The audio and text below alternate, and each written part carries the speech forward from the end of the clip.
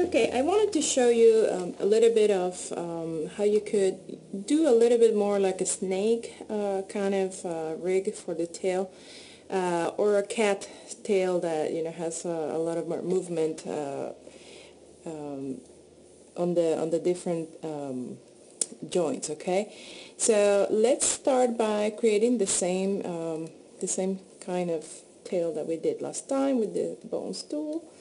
Create bones. So let's remove the snapping. You can snap if you want to the grid, to just keep it aligned. That will help you, like over here, keep it straight, which will be beneficial.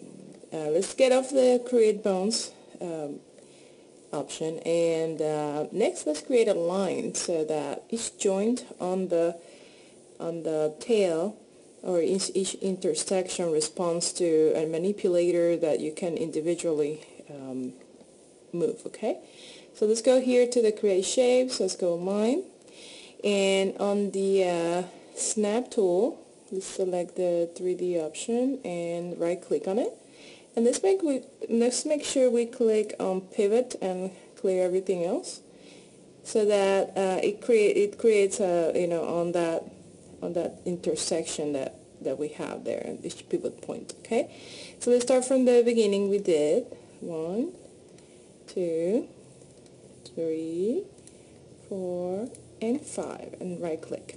Okay, and excuse me, get out of the line tool, right click, there you go. If you notice, you say, but I don't see anything, it's because the line is somewhere down there. So let's go to the modify tab, and it's right there. It is selected, but it's just a little bit overlapped. It's not a little bit, it's overlapped by the bones. So once you do that, let's go back to the tail over here. Actually, this view will be better. And let's set the IK solver with the spline. That way we make it work. And before you do that, say okay.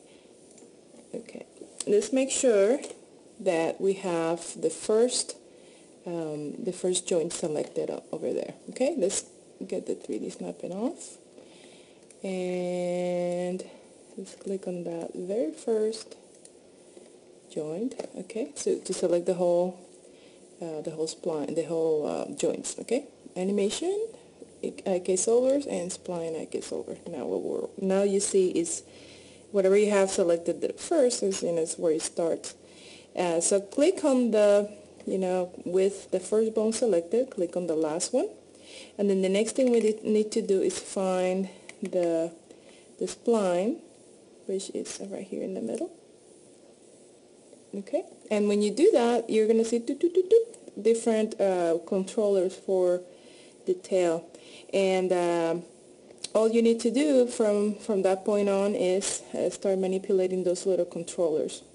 And let's give it a test. Let's put the auto key on and go straight to 0, and let's just set an initial key to each joint.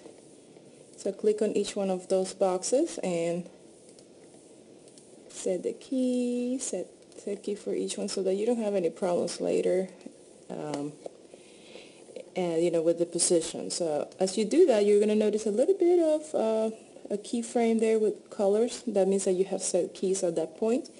Let's go to frame 30, 1 second, and have animation, and let's just move this one up, this one in. Do I have the controller? No, didn't have it. And let's move it back, let's say over here. And as you do that, you're gonna, oh wait, I didn't have auto keys on. I lost it.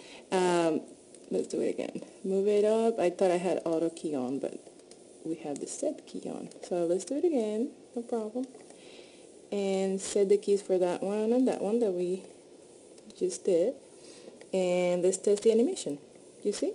And now you have individual control of the joints.